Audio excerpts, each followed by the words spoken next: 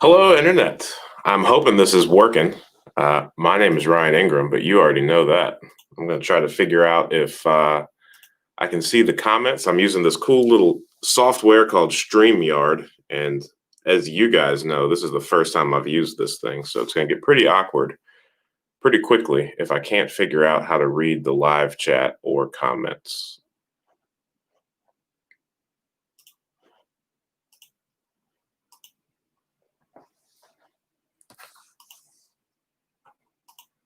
Cool little software called StreamYard. All right. Yeah. This whole thing is about answering questions and figuring out exactly what you guys want to learn or want some more about. Awesome. So Char's in the house, Seven's in the house. This is super cool. Thanks for the super chat, 37. This is fun. So the first question that I got is from yesterday, and it's how my brother and I are buying properties so quickly, and do we have partnerships, or how exactly do we do that? And the way that we are able to do that is we borrow a lot of money. Yeah, Seven. He's in the West Coast, so yeah, you woke up really early, like 5 a.m. for this. That's awesome. I really appreciate it. And yeah, my brother and I, we borrow a boatload of money, and we do so from friends and family. We use private money. We use private money or borrowed money to acquire and rehab the properties. And then once they're rented out, we go to a traditional bank, we refinance them, and we pay back our private money lenders. So it's just this constant wheel of borrowing money and paying money back. So in the short term, we have tons of leverage. We're really using leverage to build our portfolio. But over the next 20, 30 years, all those loans are going to get paid down just on the natural life of the mortgage. And we're going to be left with a free and clear portfolio in about 20 or 30 years from now. So, who's got some questions?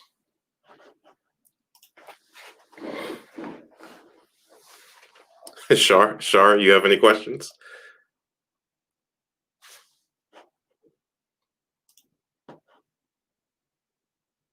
Down the street in Cincinnati. One day, the Dayton market will be like Cincinnati. I'm really looking forward to that. Cincinnati is booming at the moment.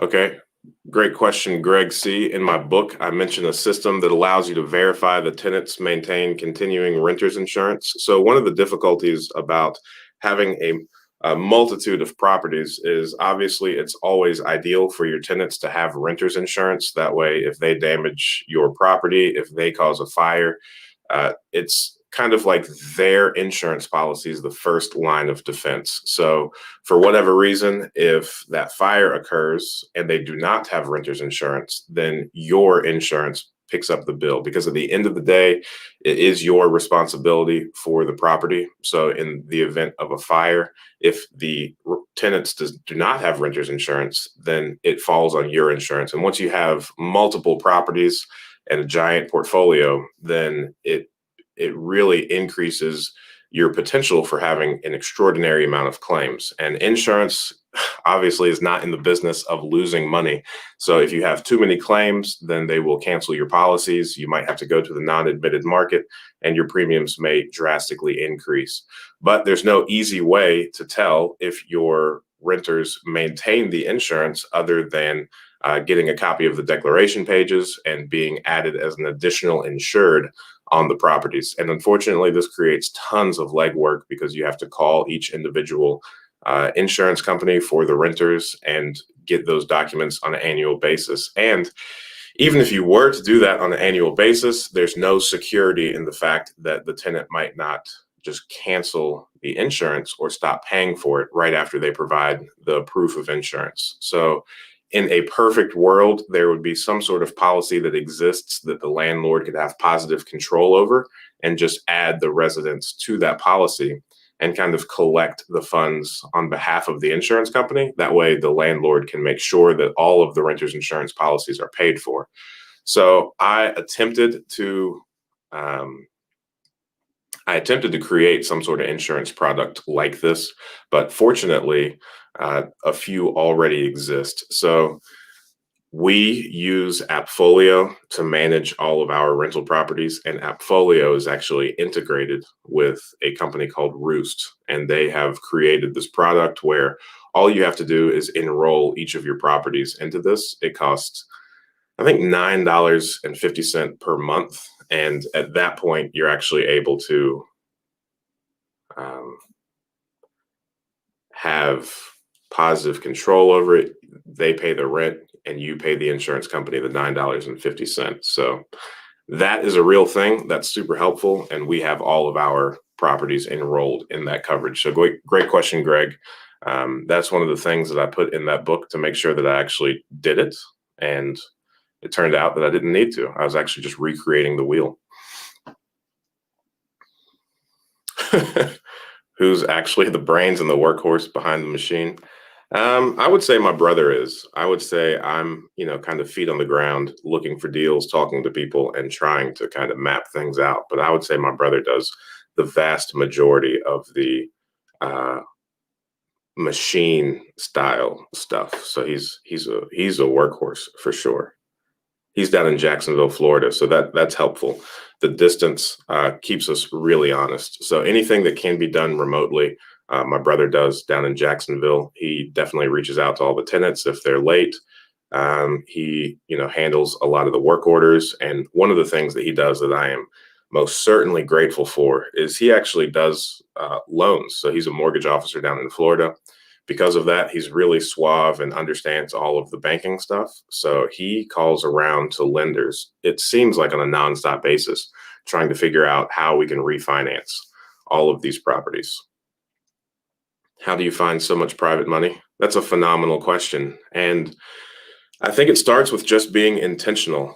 None of our investors are, I say we have a few multimillionaires, maybe, a handful of like single digit millionaires.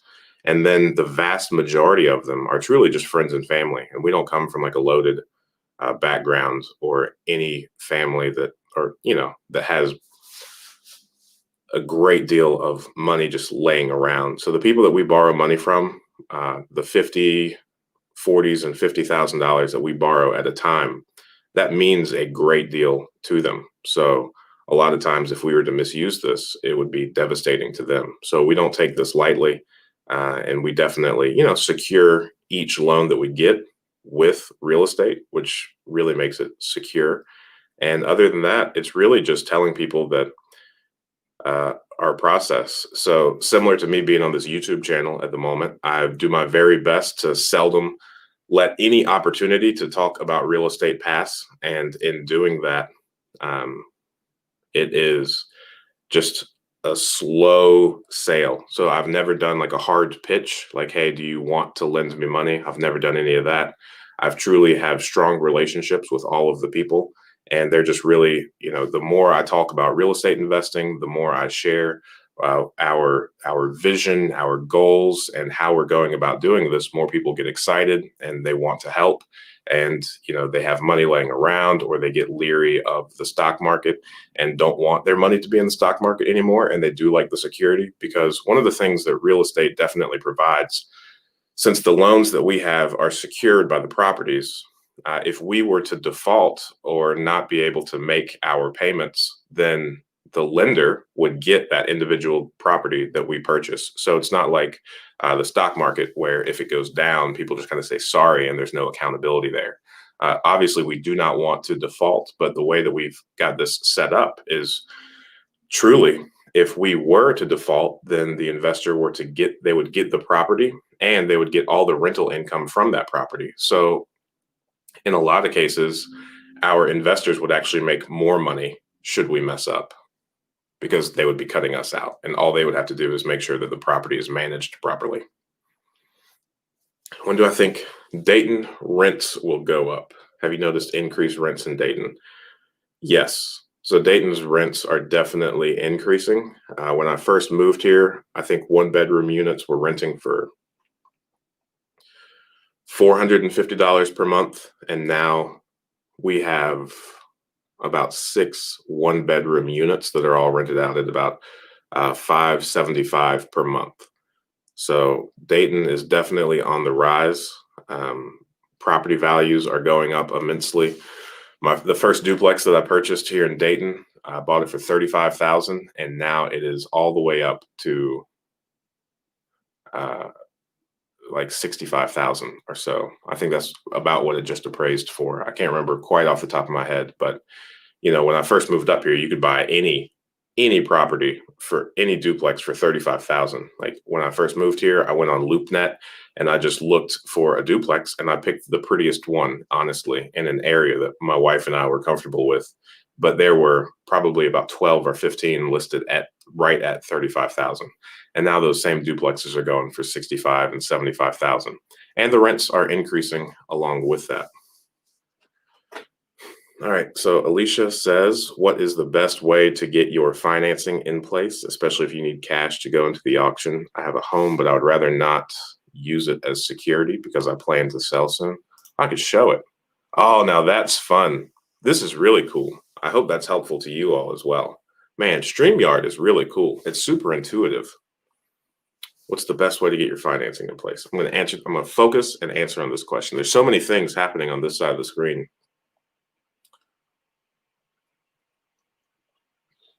Cash to go to the auction. So auctions are so tricky. I mean, finding cash to go to an auction really comes down to either a hard money loan, which again is difficult because you would have to kind of already have that property vetted by the time you make it to the auction. And the hard money lender would want to review it. So, I mean, truly, the best way to go to an auction is with cash. And a lot of times you do have. So here locally in Montgomery County, when you're at the courthouse and you win the property, you have to put somewhere between $5,000 and $6,000 down. I'm not sure the exact number, but it's a couple thousand.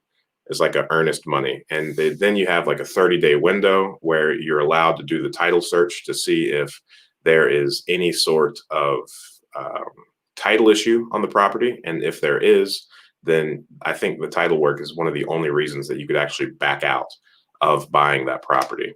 So during that 30 days, you have the ability, because you don't have to show proof of funds. Your proof of funds or your earnest money is that $5,000 or $6,000 that you put down. So in that case, you have the ability to then try and raise the money over the next 30 days or so. But still, that would come down to either hard money or kind of a friends and family private money loan. I think a lot of guys use HELOCs or their home equity lines of credit, which I think is what you are referring to. But you're right, that would get tricky if you plan to sell that soon, because you would have to refinance that as well. But maybe if you sell, you could sell at a premium where the home that you get in auction could cover this one, and then it would be free and clear. Maybe. I'm not quite sure. I'm going to click on down. Here we go. Greg C. Thanks, Greg. Do you plan to eventually consolidate your portfolio into fewer multifamily properties? Do you plan to keep the single family rental route? Why? Why not? Yes. Man, I love single family homes. It's really my sweet spot. So I understand them. On a very childish level, I dislike paying utilities. And a lot of the multifamilies, especially when you get into the larger number of units in one building, the utility payments just get so high. And I remember when I first started, I analyzed like a 20-something unit, and the water bill was like $36,000 a year. And that just turned me off so hard, because it's here locally, it is very difficult to subrogate the utility payments back to the residents. So because of that, I just can't mentally work around that. And in addition, just in my own experience, Multifamilies is more of a transient type population. I don't know of anybody that really, on a long-term basis, wants to live in an apartment complex. So on the single-family home side, I found in my interactions with the residents that they love the house. They kind of feel like it's their own. They decorate it, they do the landscaping, and they really have a lot of pride of ownership in that. So that just helps me sleep at night. But again, this is a personal preference, and you know, there's no right or wrong at all in this. I think with multifamilies, it's just a little bit out of my wheelhouse. We're actually looking at a 6-unit apartment building at the moment. So I would like to, sprinkle them in, but by and large, I think I would be most comfortable with having primarily a single family home portfolio. That's just my thoughts and opinions. And uh, it also plays a role in like what I'm attempting to do with the community. I really want to help the overall appearance of an area uh, drastically.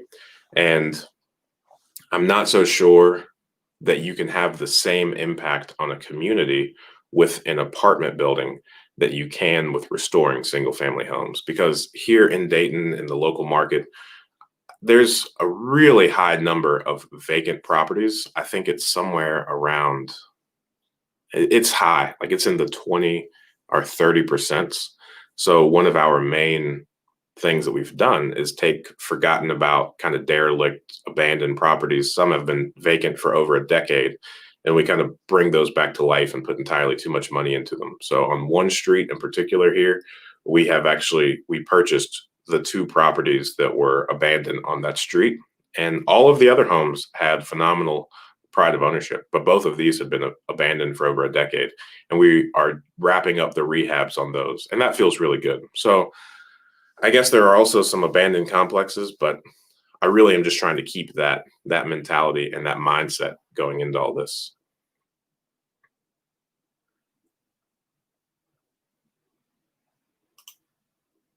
Hours are pay in full as soon as you win the property. Man, that's a bummer.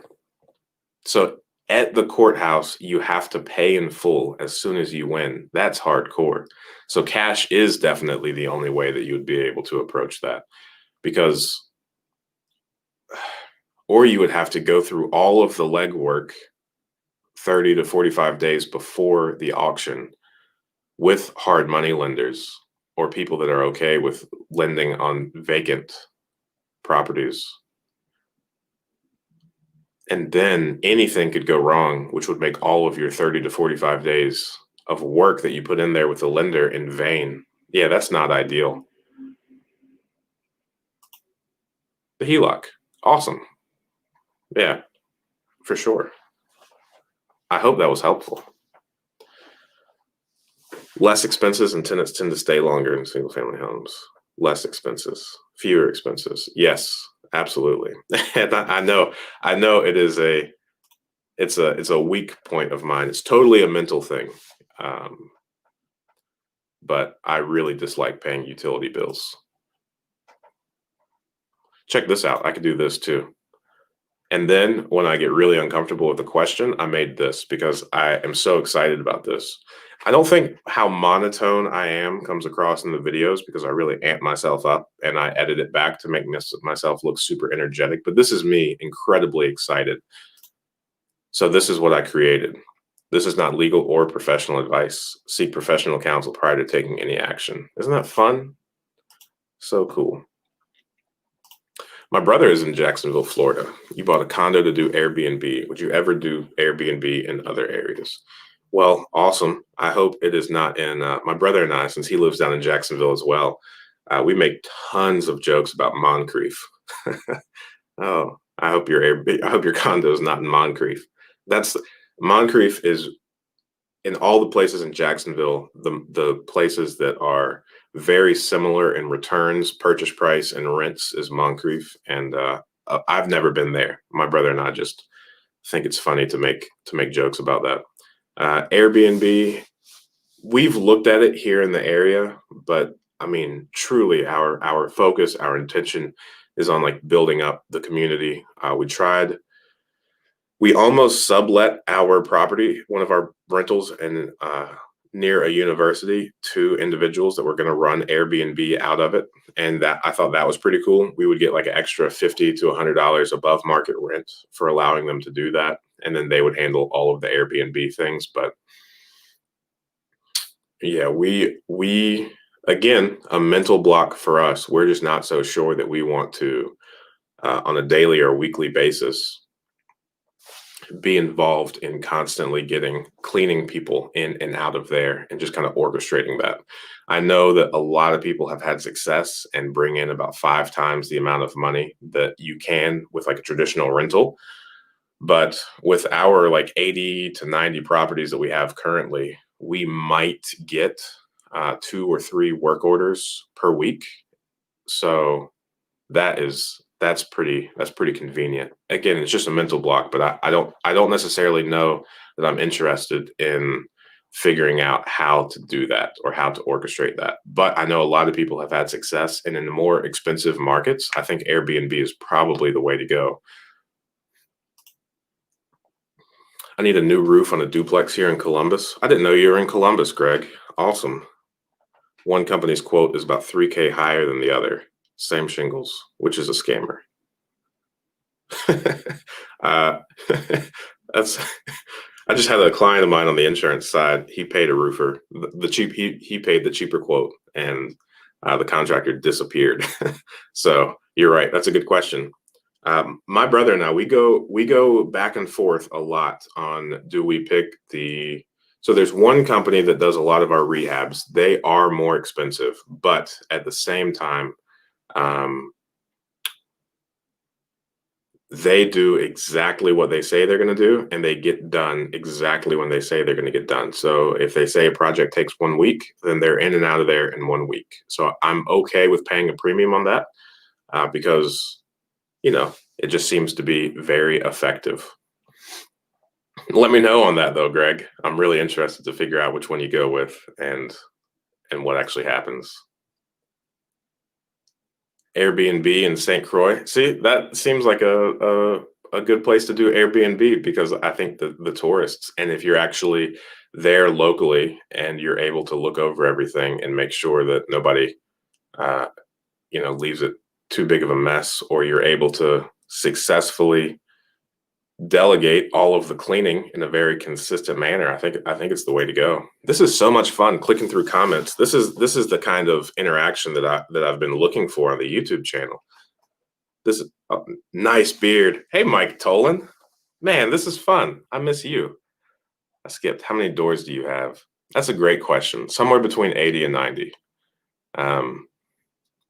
I know that seems like a bad answer, but we've got some under contract, and if I think about this too hard, then I'll accidentally include properties that we have under contract and that we haven't necessarily closed on. So let's just do a range of 10, 80 to 90. Are you familiar with ways to get grants or forgivable loans in the order to fix up the home? I've heard that, I think it's called a 203B, is if you want to own or occupy a home. But that's a federally backed loan, so there's a lot of red tape around those types of loans. As far as grants go, I think the majority of grants that would be down for something like this are going to be super, super local. And if it is on a national scale, then chances are the government is involved, so the red tape ensues. I'm not so sure about any grants. Now, we have received a few properties from the city of Dayton, but that was part of a program that unfortunately was shut down. And I'm going to click on this one again because it's next. Nice beard. Yeah. Man, this is my retaliatory. I left law enforcement and I'm not going to shave anymore. So shaving every day for 5-6 years. I'm not doing it. Not doing it. Hello. What's the best way to obtain money to invest in real estate as a beginner? Saving, business loan, business credit? Real estate as a beginner, obtaining capital. That's a phenomenal question, and one that is completely different for every single person. So if you have a decent W-2 job, then it's definitely saving and using your free hours to work more. So there has to be some sort of sacrifice along the way, whether it's taking on an extraordinary amount of risk in like the form of business credit. But if you're a beginner, what credit or what ways are you able to qualify for that business credit? Um, if it's a business loan, most banks really want to see 2 to 3 years of your business like tax returns before they really trust you as a business. So I would say the best thing to do is work a lot more. If you don't have a decent W-2 job, like just honing in your skills, figuring out what you're good at, doubling down on your strengths, and figuring out a way to make that uh, increase your income, sacrificing any free hours. So if you don't have any particular skills or strengths, then during your time off, you might want to, really do a bunch of research and really try to find something that you're both passionate about, good at, and really enjoy. That way, you're able to start leveraging that somehow in order to make more money. And then if you do have a good W-2 job, like when I was in law enforcement, I worked tons of off-duty or overtime hours. At the time, the department allowed us to work up to 100 extra hours per month, and that's exactly what I did. So now that I can't get in trouble for saying this anymore, I used to take like 2 hour naps in uniform between like off-duty jobs just because I really needed to make a lot more money so that I could do this. So I was able to save up about uh, about 60 to 120 grand. And that's what I started with. Is having good credit the most important factor to obtain a loan? That's a phenomenal question. So when it comes to business loans, I'm not so sure about like the residential 1 to 4 family loans, but I think the general consensus is having a 640 or higher is really, lendable or bankable, so to speak. So if it's less than 640, you definitely want to improve that. And good credit, there's loopholes, but again, it's taking on more risk, taking higher percentage loans. I wouldn't say that credit is the most important, but it's definitely important. There's going to be a lot of doors that close for you if you always fall below the 640 mark. So having good credit is really about playing a game. I actually did a video about this because I severely messed up my credit very badly because I didn't understand what went into calculating a credit score. And honestly, it's such arbitrary, silly things that you should probably just go ahead and learn what goes into a credit score and stay on top of like fixing those or preventatively not allowing your score to go too low. And now if you've messed up in the past, unfortunately, time might be the only thing to help you fix that. But it's an easier thing. And yeah, definitely want to have good credit. That'll make real estate investing a lot easier if you have good credit. If you don't, real estate investing is still a good option because you're able to get really creative inside of real estate. And then you would be able to get private loans without good credit. But that in turn has a high trust value that you really need to focus on. This is one of my favorite people in the world, and he just got married, and his picture shows that. So congrats, buddy. I miss you tons. My husband and I want to get into real estate, but don't really know where to start. We have thought of just buying land, FHA loan, or just waiting out till the crash. I am not a fan of sitting on the sidelines ever. So I don't necessarily think that you should wait until after the crash. I'm not even so sure if the crash is starting. When I first started getting into real estate investing, I commuted for a while between North Carolina and Ohio. So I would, stay during the weekdays and go home on the weekends. So I had a lot of hours to listen to things, and I listened to tons of podcasts. And this was back in 2016. And everybody back in 2016 was predicting the market to crash. So had I started waiting for the market to crash in 2016, I kind of would have been up a creek. And I really urge people that are that kind of fear a crash to look deeper into what it really is, because yes, crashes have the ability to really hurt people. But at the same time, you can't ignore the fact that, like, I think it was Blackstone.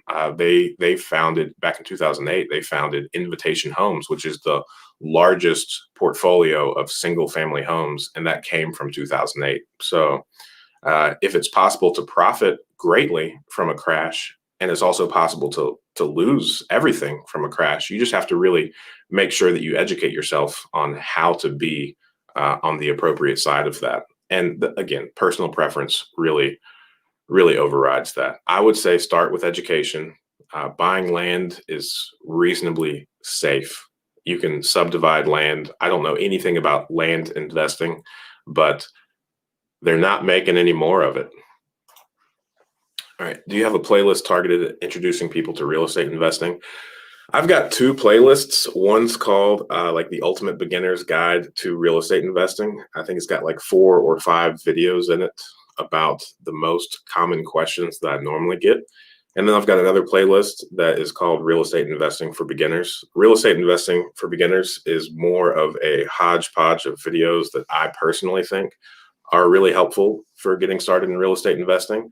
But at the same time, I'm super biased, and I think the majority of my videos are things that I would have appreciated to hear. So I try. And really, I think my whole goal with this morning was, if this goes well, then I would like to make this a weekly thing, because I'm really just guessing when I am making these videos on what would be beneficial to people. So I was trying to figure out ways to really start getting a bunch of people's immediate feedback, so that it could be more interactive. I could actually answer people's questions, the ones that they actually have, and that way, if there is a question that is completely not even on my radar, I would still be able to answer it and have an impact on the individual.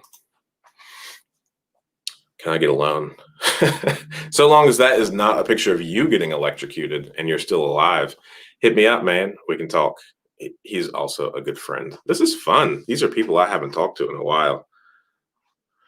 Who are the people you need to build your team? What are their roles? People think I'm taking too much risk, so I have little support. Risk is definitely a personal preference. If it is, and risk is very, very subjective. So the majority of people that you ever talk to will tell you that you're taking on too much risk by getting into real estate investing. And one of the things that Jim Rohn says, if you're not familiar with Jim Rohn, he's one of the best mentors that I've ever had. And what's cool about him is he is equally available to you, because he's been deceased. He passed on quite some time ago. But I listen to probably about 2 to 3 hours of Jim Rohn a week. And one of the things that he always says is, I say always, he hasn't said anything in a while. I'm done with the jokes. I'm just saying a mentor could be anybody. That's my whole point. One of the things that he always says is, don't take advice about real estate investing from a plumber. So if you are talking about building a real estate portfolio, then truly, truly, you shouldn't listen to anybody that hasn't built a real estate investing portfolio. If they've built one in the past and they lost it somehow, then it's really imperative. If they do have horror stories, then it's really imperative that you dig deep with them and figure out where they went wrong. And then you talk to all the successful people in building real estate investing portfolios, figure out all the things that they did right, and then talk to them about risk. And I would venture to say that all of the successful people have a completely different perspective on risk than the people that are attempting to prevent you from doing so. There is this like crab theory that, if there are a bunch of crabs in a bucket and one starts to try to get out, all the other crabs are going to reach up and pull it back down. And when you're first trying to change your life, all the people that you originally have around you, very good intentions as humans, we don't want to see our loved ones get hurt or lose things or anything like that. So they have the best of intentions, but they will be trying to pull you back and prevent you from building your team, building your portfolio, and whatnot. I think the people that you need to originally start is just a phenomenal mentor or two. So I would get clear, Shar, on exactly what you are attempting to accomplish with your life, and then find a handful of people that have actually accomplished what you want to achieve, and then reach out to them, form good relationships with them, find ways that you could be of value to them, and get as much knowledge and advice as you possibly can from them. This is fun. This is really heating up. Alicia Blanchard, you are awesome. To work with people that are in the pre-foreclosure stage, because I would have the ability to see the home and positively impact the person in foreclosure. Yes, that's awesome. I think that's a phenomenal idea. Let's do this. There are a few here. Are you familiar with the process and how I would make an offer and pay off the home if the person is interested in selling? Yes. Do you have a learning lesson that you can share with us? Okay, those are two separate. So this is, okay, part one to part two. Alicia, you're on a roll. The pre-foreclosure process. So the pre-foreclosure is hardly foreclosure at all. That is just, so the good thing about the United States of America is that we love private property, and historically we have loved small governments. So it is a very, very arduous process to seize private property from individuals. There has to be a court process, which we're all familiar with, the slow grinding gears that is the United States judicial system. And you also have a lender that is the one that's going to be foreclosing on the individual that has to provide legally proper notice.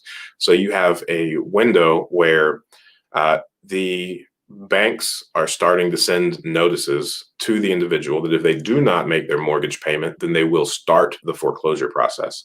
And then most investors are notified whenever the banks actually start the legal process for the foreclosure. So whenever those are filed, those become public record and you're able to see those. And somehow each county is different. You can pull a list of all of the filings and figure out what properties are starting the foreclosure process. So if you're interested in doing pre-foreclosure investing, then that is kind of where your clock starts, is when these filings go in. And I don't know of any real easy way to do this. That's why my brother and I don't do it, is because this is extraordinarily time intensive. But that's the trade-off, and that's the beautiful thing about real estate investing, is you can get extraordinarily good deals if you're willing to put in the legwork and do all of the hard work. So this is part of that. So as soon as you are notified as to which properties the notices have been filed on, then now it's up to you to make contact with the individuals, to form a relationship with them, and then to figure out how to assist their situation. So the only way you can really do that is by stopping by the property or doing what's called skip tracing. There are skip tracing services out there that you can look into and figure out their contact information. So you might be able to give them a call or an email if you find some appropriate information on the internet. And then it's just a matter of figuring out what's best for them and how to provide value to them. So there's really no rules, regulations, or right or wrong. Coming to win-win terms, you have to make a little bit of money for your time and help, and then they have to be made whole or somehow better off. Great question, Alicia. Do I have a learning lesson that I can share that you wish you would have learned earlier? The one thing that I did right is when I moved up here, so I moved up to Ohio specifically to make a better life for my family. So whenever I moved up here, I didn't socialize. I didn't have any friends up here. I'd never been to Ohio before. So I did not do anything. I dropped everything and dived extraordinarily deeply in how to make more money and how to ultimately build a real estate portfolio. So in doing that, I sought out people that had done it previously. So kind of the advice that I just gave to Shar is what I would really encourage people to do the most. So it's truly a process of getting outside your comfort zone and finding people that have the desire and the willingness to kind of take you under their wing and teach you and help you achieve your goals. So I had a lot of mentors that I really looked up to, people in the community that had, 30, 40 properties. is who I really spoke to figure out more about this market, about how to go about raising money, how to go about getting loans. I didn't know anything when I first moved up here. So the more people that are mentors that you surround yourself with, you're able to kind of circumvent and build off of the work that they've already done and the mistakes that they've already made. So you're going to be able to save yourself tons of trial and error if you just surround yourself with a phenomenal group of mentors that have achieved what it is that you're after. So I think that is the thing that people miss the most is it's human nature to want to reinvent the wheel and want to make something really pretty by yourself. But it's that same ignorance that makes it extraordinarily hard. So before I make decisions that I'm unfamiliar with, I've got a Rolodex of people that I call and ask them questions prior to making that decision. And in doing so, I'm able to get feedback from over a century worth of combined real estate investing experience or business experience to help me make that decision. Great question, Alicia. Truly on fire. Please explain more about Seek Wisdom. Is this the ultimate direction you're steering? Ryan Ingram utilizing real estate investing as a springboard. Will there be a Seek Wisdom YouTube channel, online site with newsletters, apps? What is Seek Wisdom all about? How will it expand into without sacrificing your authenticity? Man, what a phenomenal question. You obviously know me, Seven. So Seek Wisdom is a driving force in my life. I made a pretty serious mistake when I was like 18, and everybody told me not to do it before I did it. And I did it anyway because I was 18 and I knew best. And I saw the damage that it caused, and I got some really mean letters from a few different people about the pains that my actions caused. So because this is sounding vague and cryptic, and because I'm super open with you guys in the first place, I dated a lady in high school, and I proposed to her when I was 18, and I shouldn't have done it. And very quickly, I realized it was a mistake. So I immediately tried to push the undo button, but that was a big thing. So from that point on, I realized I hurt a lot of people, but just her, I guess. I'm being dramatic. But in my 18-year-old head, this was painful. So from then on, I also became a Christian at that time, and I was introduced to what's called wisdom literature, which is the book of Proverbs and the book of Psalms.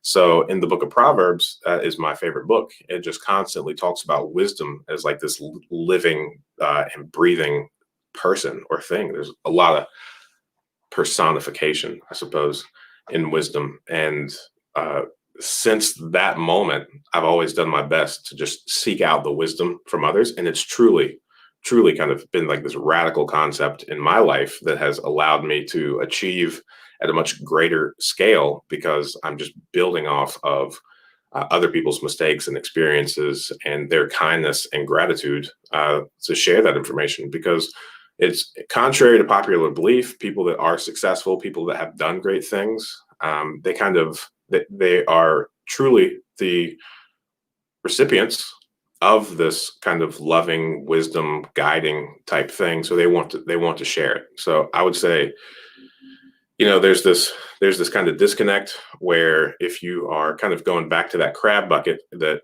I was talking about with Shar earlier, the people in there, they talk about the people that have achieved as people that have, done a lot of things wrong, whereas truly it couldn't be more the opposite. I've found so much. There are bad apples out there for sure, but so many people that are successful are willing to kind of take you under their wing.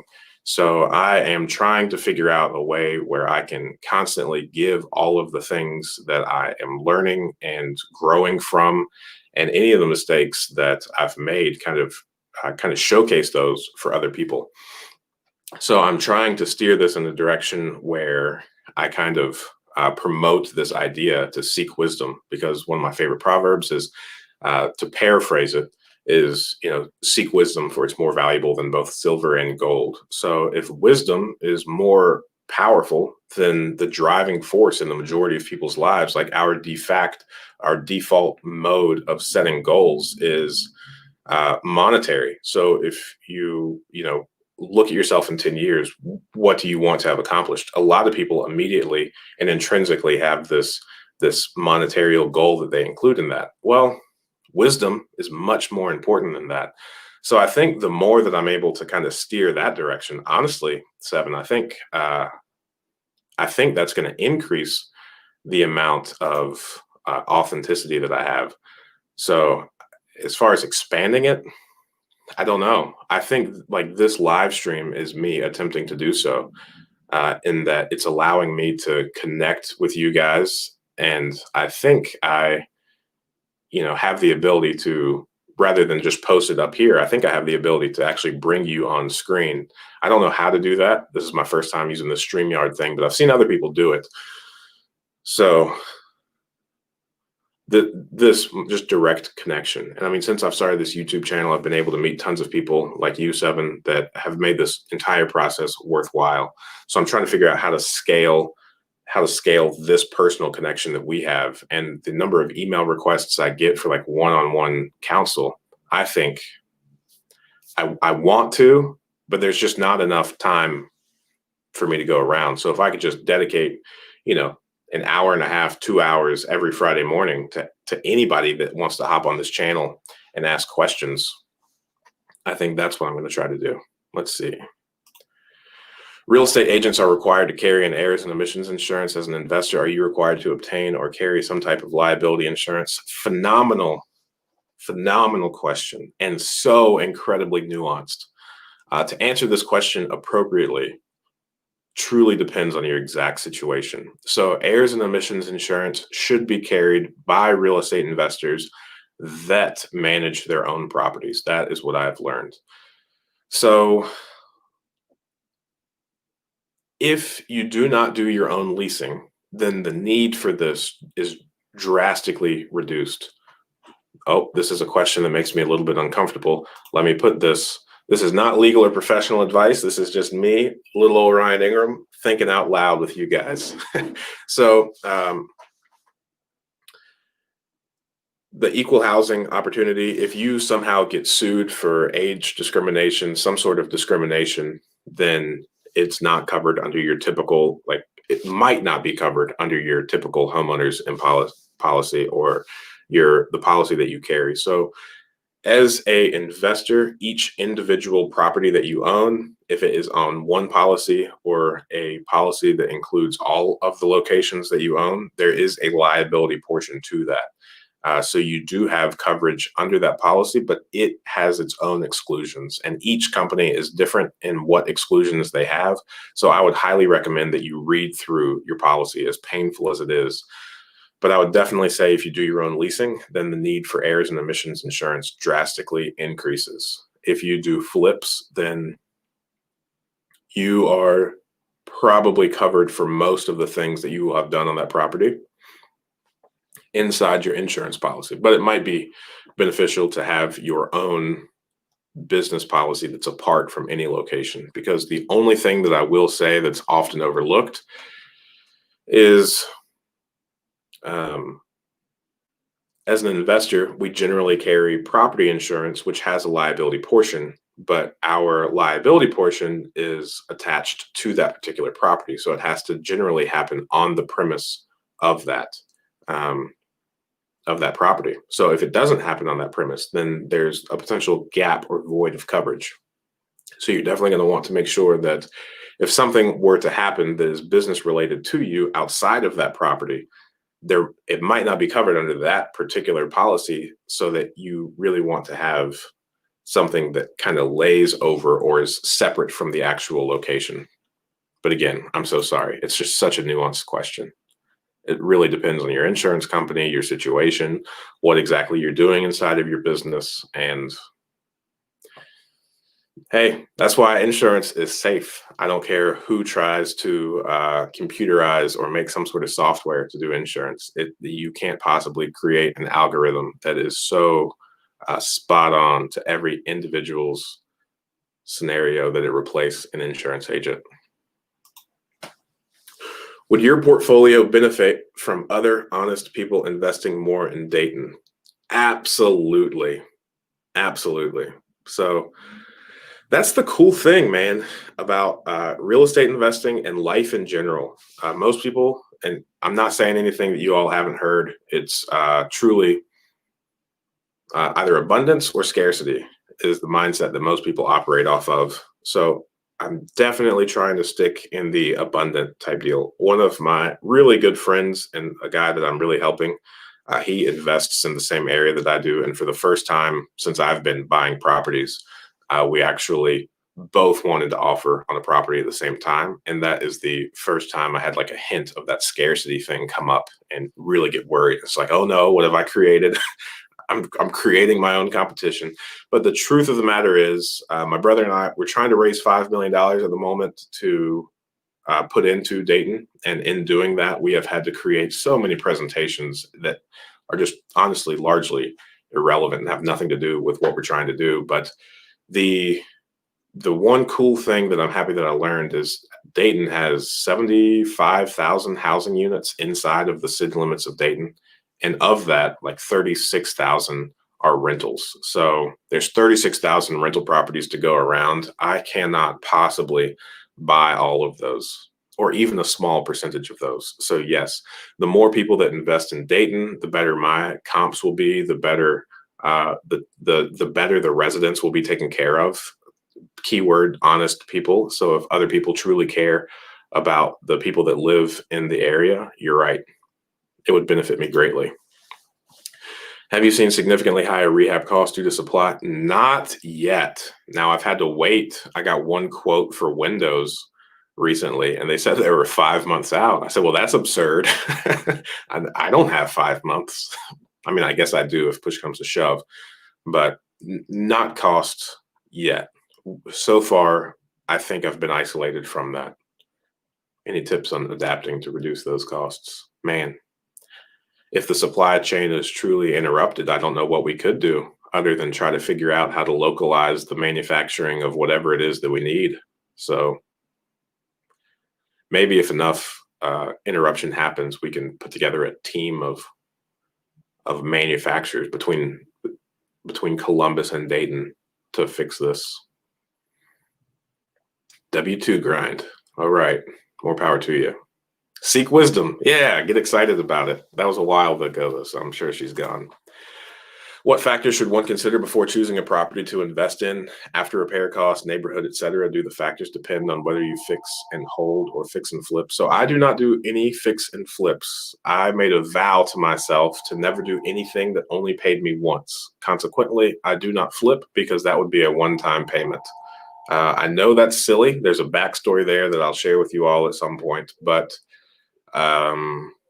man, again, you are asking phenomenal questions that are so nuanced. It really depends on what your end goal is. So I would encourage you to figure out what exactly you're attempting to achieve in real estate investing and kind of work backwards from there. If it's just about returns for you, then you definitely want to look at the after repair value is only important if you are looking at leverage and you want to pull out all of your money. If you don't want to pull out all of your money, then the ARV really doesn't matter, especially if you're looking to hold it for 30, 40, 50 years. The neighborhood, I would say if your whole goal is making a lot of money and the returns are what you're after, then the most important things to look at are the all-in cost, so the purchase price plus the renovations, along with how much it will be able to rent for. And if you are happy with how much it'll be able to rent for, your cash flow after all of the expenses are factored out compared to how much you have in the property, then you're probably going to be good to go. And then after that, you just want to make sure that your investment is safe and that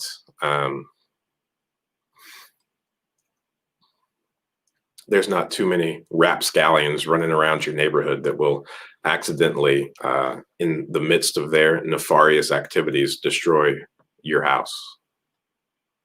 Good stuff, Ryan. Thanks, Ed. If you guys aren't familiar with Ed, definitely check him out. He's doing phenomenal things in the Dallas area.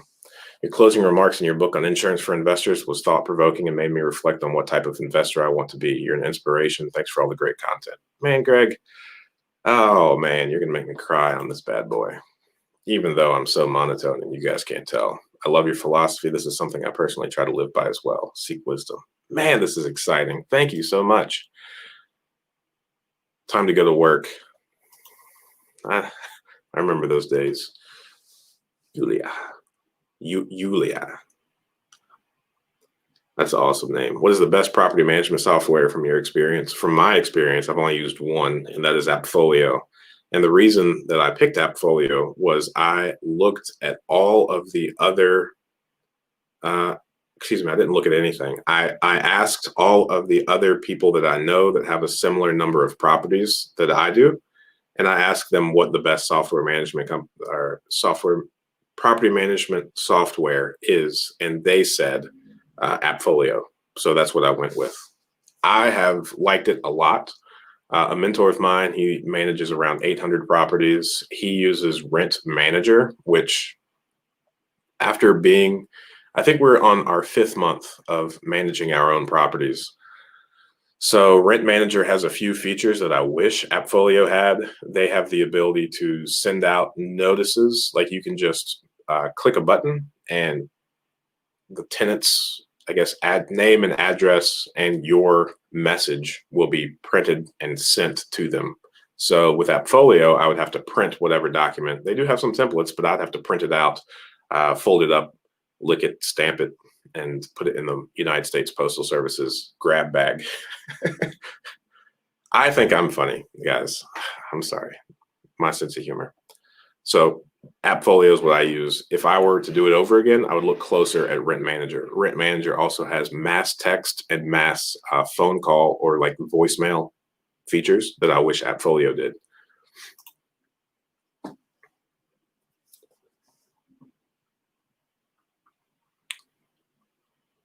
That makes sense. I have a good friend who delivers appliances, and they were like 300 or 400 pieces on back order, but I think they are mostly caught up now. Thank you. Thank you for asking them. Let's see here. How do you analyze your deals and balance between cash flow and anticipated appreciation when deciding if an investment is a good deal? I don't really do much with anticipated appreciation. I'm happy to have experienced it over the past few years. Mostly it comes down to cash flow. So the way that we analyze things, you guys have seen in all of my deals explained videos that I use high interest rate private money. So I analyze a property twice. I analyze it the first time using private money at high interest rates. And the only thing that I'm truly looking for there is two things. The first is that it isn't negative. If it is negative, pause that thought. So if it's not negative and I'm able to kind of float it with private money, and when I say float, I mean the expenses of the property take care of the high interest rate loan that we have out for it. If that's the case, then I will, probably buy it.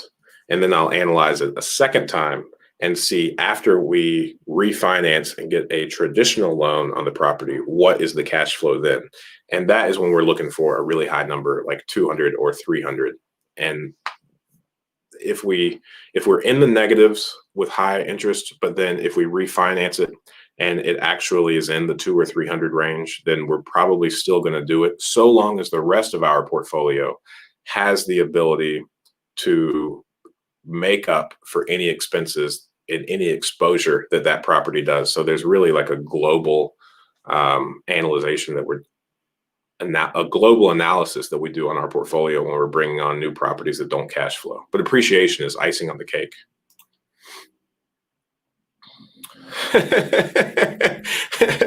Oh man, great question. And that is because this is truly, I want to connect with you guys, but I just don't have that much time. So we are expecting our 4th kid here in the next, we're expecting our 4th kid at the end of November. And I call it a day every day at 4:30. So the free time that I can conjure up largely comes in the morning so that it's not eating into family time. So my nights and weekends, heavily protected, heavily protected. Oh man. Well, good news. This went so well that I think I'm going to make this a weekly thing. So you guys are more than welcome to come up with questions, keep them through. Um, and I'm going to comment and actually answer all of these. So I can see, I think that 23 people are watching and that this has been going on for an hour and we have made it through the comment section. So does anybody have any other questions before we end this thing? Or any other recommendations for videos that I can record? If you haven't already, please go back and read The Wealthy Gardener. That book is incredible. Congratulations to you and your wife. Oh man, thank you so much. My oldest son is 3. He's going to be 4 in January, so we're having our 4th kid in November. So it's going to be our 4th. We're going to have 4 kids under 4. It's so much fun. Great question. I don't make any pitches. My soft pitch is this. My brother and I regularly borrow money from friends and family at 10 and 12% to acquire and rehab real estate. I throw that in there as much time as I can when I meet people or after I've known somebody for a while and they're talking about investments and it just naturally comes up. But truly, it really kind of started with the first private loan that I've ever taken. Oh, I read this question wrong. Seller financing. That is completely different than what I read or what I just answered. Okay, seller financing. What's my pitch?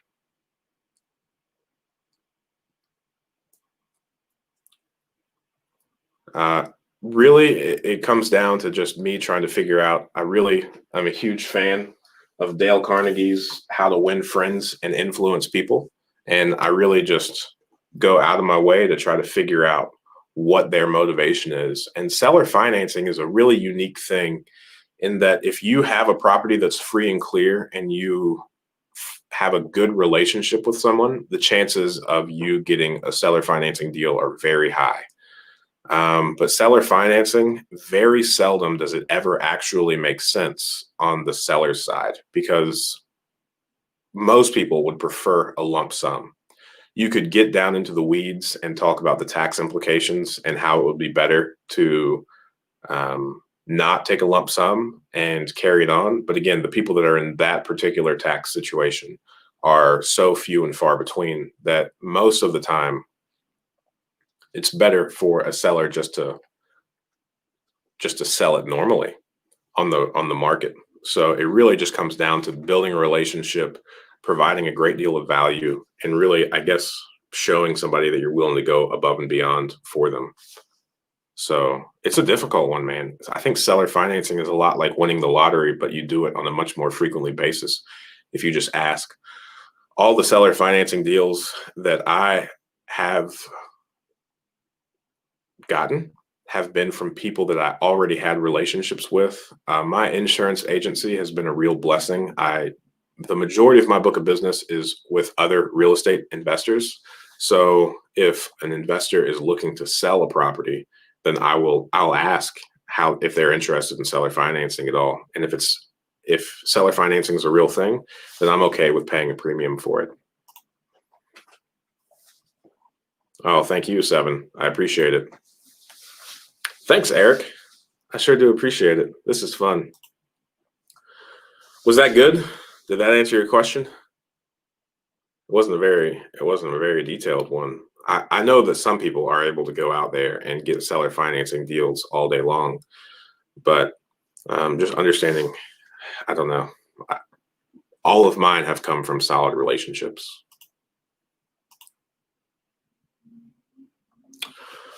All right. Well, unless a comment comes in the next few seconds, I'm going to put a countdown up. That'll be fun. No, I won't do that. Any last questions? Let me know. I'm down to keep going because fortunately my boss said that I'm okay to do this for a while. That's me. I'm going to let it get awkward. I'm going to let it get awkward before I decide to call it a day. But the number of people watching is going down. I see 17 people now. It was 22 just moments ago before I fumbled through that last question. All right. Well, I sure do appreciate it, everyone. And remember, this is not legal or professional advice. I definitely agree that seller financing is the best thing that you could possibly do. But it's just a hard sale. And you should be really proud of yourself whenever you're able to come by it. Whoa, Amy Evans, do you have a question? You might not be late. You may have just come right in the middle if we stretch this thing out. Joint venture, JV, joint venture, partner with people. I have a few LLCs that are only 50% owned by me. And when I first started out, I was a huge fan of partnering with anybody that had some capital that I was able to kind of go 50-50 on and deploy. But here lately, the amount of private money that we have access to really kind of defers me from doing any joint ventures or giving up equity. I've kind of taken a recent position of if I don't have to give up equity in the deal, then I probably won't. But there are definitely some LLCs that I have that are joint ventures that are doing really well. And at this point, we've put in our capital, each party, and we have in one LLC, we've got 7, in another we have 8, and those are super stabilized. So from just a gross overall perspective, because we haven't acquired any properties in those LLCs in quite some time, then they are our best performing LLCs. But sometimes you just get too many hands in the pot. So one of the LLCs that we have has 4 people that are all active real estate investors. And that's tough. That's tough to make a decision when there are 4 people involved. So if you do want to do joint venture deals, my only recommendation would just be make sure the roles are outlined very clearly as far as who does what and what it takes to make a decision and the financial threshold at which decisions are made. Is anyone able to make a decision if it's like less than $1,000, or does it need to be over 5,000 before everybody puts their 2 cents in the pot?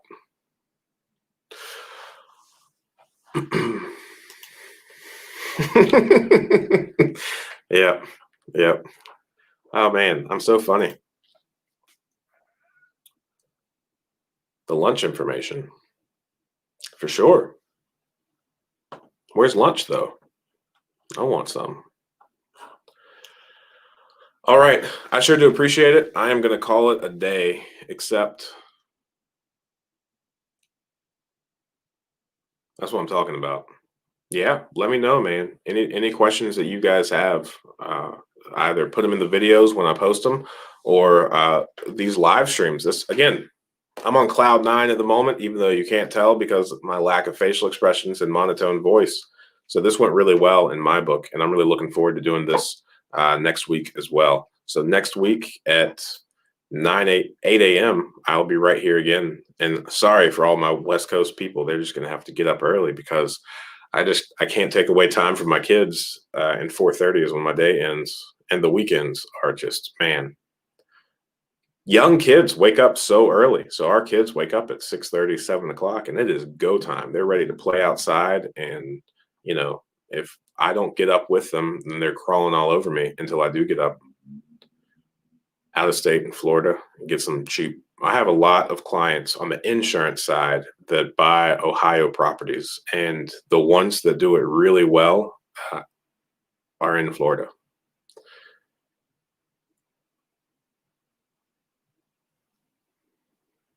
So long as you want to come up to Ohio with good intentions, man, I'm all about it. But don't go turning Ohio into a slumlord, slumlord state. I'm just messing. All right, I'm gonna get out of here. Next week on Friday at 8 a.m. same time, same bat time, same bat channel. Let's do it again. So think about your questions over the week, and I really look forward to talking to you guys soon. Thanks.